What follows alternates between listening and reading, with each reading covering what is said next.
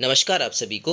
मध्य प्रदेश पटवारी में जो समान प्रबंधन का विषय आपसे पूछा जाएगा 25 अंकों का, इसमें आप कैसे जो है 18 प्लस या 20 प्लस अपने नंबर ला सकते हैं, इस पर थोड़ा सा चर्चा करेंगे। कुछ आपके लिए टिप्स और ट्रिक्स लेकर आया हूं, जिसका उपयोग करके आप अपने नंबर को इंक्रीज़ कर सकते हैं और इसको थोड़ा सा प्रैक्टिस करिएगा। अगर आप लोगों ने बहुत सारा पढ़ ही लिया होगा वैसे भी, अब उसको कैसे इम्प्लीमेंट करना है एग्जाम हॉल में, जिससे आपके ज़्यादा से ज़्यादा क्वेश्चन सही हो पाएँ। देखिए, पढ़ने से ज़्यादा इंपॉर्टेंट क्या होता है कि आप लोग क्वेश्चन को कितने सटीक तरीके से पढ़ रहे हैं, उसको समझ पा रहे हैं या नहीं समझ पा रहे हैं। थोड़ा सा टाइम दीजिएगा अपने आप को वहाँ पास, उसके बाद अगर क्वेश्चन को पिक करेंगे, डेफिनेटली आपका वहाँ पास सही होने वाला है। थोड़ा सा हम इसमें बात करते हैं, क्योंकि प्रबंधन में एक बहुत अच्छी खास बात देखने मिली है। चलिए मैं बता देता हूँ आपको। सबसे इंपॉर्टेंट चीज़ तो देखिए, प्रबंधन में आप कुछ पढ़े हो चाहे ना पढ़े हो, मैटर नहीं करता है। सबसे इंपॉर्टेंट चीज़ क्या है कि माइनस मार्किंग आपकी है ही नहीं है। अगर माइनस मार्किंग नहीं है तो हमारा उद्देश्य ये होना चाहिए कि हमें किसी भी सब्जेक्ट में ज्ञानी नहीं बनना है, हमें अपने पेपर निकालने से मतलब है। आपका पेपर निकल जाता है, उसके बाद आपसे कोई नहीं पूछता कि आपने कैसे पढ़ा था, क्या किया था, या फिर पेपर में क्या किया। बस हमारा पेपर जो है निकलना चाहिए, उसमें हमको साम दाम दंड भेद सब कुछ अपनाना पड़ता है, सारी प्रक्रिया उसमें उपयोग करनी पड़ती है। मतलब आपका कुल मिलाकर पढ़ाई के साथ साथ आपके पास स्मार्ट वर्क भी होना चाहिए, तुक्के लगाने की कला भी आना चाहिए। माइनस मार्किंग है नहीं तो कैसे आप अपने नंबर जो है इंक्रीज़ कर सकते हैं, ये भी देखना है। तो एक समान प्रबंधन का जो आपका टॉपिक है, इसमें जो मोस्ट इंपॉर्टेंट अगर देखा जाए तो आपका पूरा प्रबंधन अगर कहीं खत्म होता है तो वो सिर्फ इस शब्द में खत्म हो जाता है। जिसने इस शब्द को समझ लिया उसका प्रबंधन में अच्छे नंबर आएंगे भैया। पोस्ट कार्ड, अब इसमें यह नहीं कि आपने पोस्ट कार्ड रट लिया, इसकी फुल फॉर्म तो आपको सबको पता ही होगा कि पी फॉर प्लानिंग होता है, ओ फॉर ऑर्गेनाइजेशन होता है, एस फॉर स्टाफिंग होता है, डायरेक्टिंग होता है, कोऑर्डिनेशन होता है, रिपोर्टिंग होता है एंड बस्टिंग होता है। लेकिन इसकी जो आपकी मीनिंग है ना, इसको समझ लो यार। ये जो 7 शब्द है ना, ये जो 7 शब्द दिए हैं, अगर इसकी आपने मीनिंग समझ ली, जैसे लूथर गुलिक ने बताया था, इन 7 शब्दों की अगर आपने डेफिनेशन परिभाषा पढ़ ली बहुत अच्छे से, तो आपका प्रबंधन जो है 50% खत्म हो जाता है। यही है मुख्य चैप्टर आपके। अगर इसको आपने कर लिया तो आपके जो क्वेश्चन नहीं भी बन रहे होंगे, और अगर ये चीज़ आपको उसमें अप्लाई करना आता है क्वेश्चन में, तो डेफिनेटली आप वहाँ पर अच्छे नंबर करने वाले हैं। दूसरा आप लोग क्या करिएगा, अभी बचा हुआ दिन, आज 11 तारीख है, तो 1-2 दिन में आप वित्तीय प्रबंधन, ये बहुत अच्छा है। वित्तीय प्रबंधन हो गया, ज़्यादा क्वेश्चन पूछे जाते हैं। विपणन प्रबंधन हो गया, यहाँ से ज़्यादा है। परिभाषाएं तो 10-12 लोग हैं जो उनकी परिभाषा रटना नहीं है, सिर्फ 2-2 कीवर्ड याद करना है। तो इस टाइप से अपने शॉर्ट नोट बनाइए कि 2 या 3 कीवर्ड हों, बस इतनी परिभाषाएं आपको कर लेना, जो 8 या 10 लोग हैं। अब आते हैं फुल फॉर्म। फुल फॉर्म जैसे कि आपका TQM इस टाइप के होते हैं ना, EDI हो गया, ठीक है, EBB हो गया, इस टाइप की आपको चीज़ें याद होना चाहिए, ठीक। तो अगर ये याद रहेंगी तो आप वहाँ बस क्वेश्चंस को बना पाएंगे। चलिए मैं आपको ट्रिक बताता हूँ, ठीक है। ये तो आपके इंपॉर्टेंट टॉपिक्स हो गए।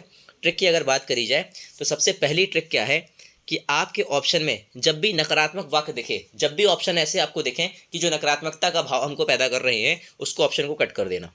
ये आपको कब करना है, जब आप लोग के वो क्वेश्चंस नहीं बन रहे होंगे और आपको लगता है कि इसमें आपको तुक्का लगाना है, ठीक है। आपको तुक्का लगाना है तो फिर आप इसमें ये काम कर सकते हैं। और दूसरी चीज़, आपसे अगर नहीं बन रहा है तो भी आप ये वाली प्रोसेस अपना सकते हैं। मतलब कि नकारात्मक वाक्य आए तो आपको उस वाक्य को हटा देना है, ठीक है, पहली चीज़। दूसरी चीज़ आपको क्या ध्यान रखनी है, दूसरी चीज़ याद रखना है कि 4 ऑप्शन होंगे आपके पास। अगर 4 ऑप्शन में जो सबसे बड़ी लाइन होगी, सबसे बड़ी जो लाइन होगी, तो आप उसके साथ जा सकते हैं। आपके पास वो उपाय है। अगर आपको क्वेश्चन नहीं बन रहा है, आपको कुछ भी समझ में नहीं आ रहा है, उसमें देख लीजिए किसकी लंबी लाइन है, मतलब किस मतलब ऑप्शन की लंबी लाइन है, मतलब इबारत किसकी लंबी है। जिसकी इबारत लंबी हो उसमें आपको क्लिक कर देना, वो सही जाएगा, ठीक है। ये हो गया आपका, 3 हो गए, ये दो रास्ते बता दिए मैंने।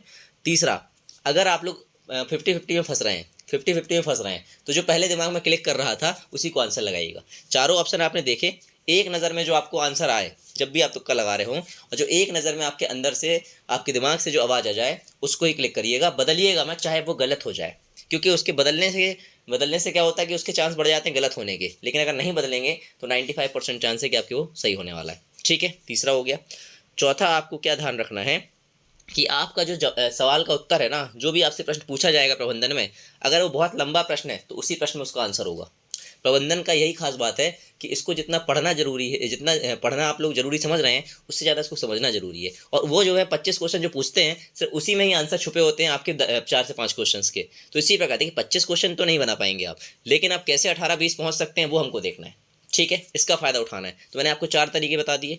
4 तरीके कौन कौन से बताए कि अगर आपको ऑप्शन से समझ में आए कि ये तो नकारात्मक वैल्यू बता रहा है, तो उसको कट कर दीजिएगा।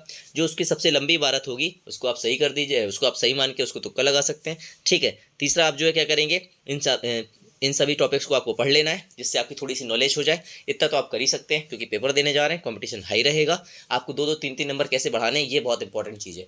पढ़ने के साथ साथ, हार्ड वर्क करने के साथ साथ स्मार्ट वर्क भी आना चाहिए, और भैया कैसे भी करके एग्जाम निकालना आना चाहिए, ठीक है। हमें ज्ञानी नहीं बनना, हमें किसी को प्रूफ नहीं करना है, हमें तो वापस नंबर लाने। हमारा उद्देश्य क्या है, ज़्यादा से ज़्यादा नंबर लाना है, ठीक है।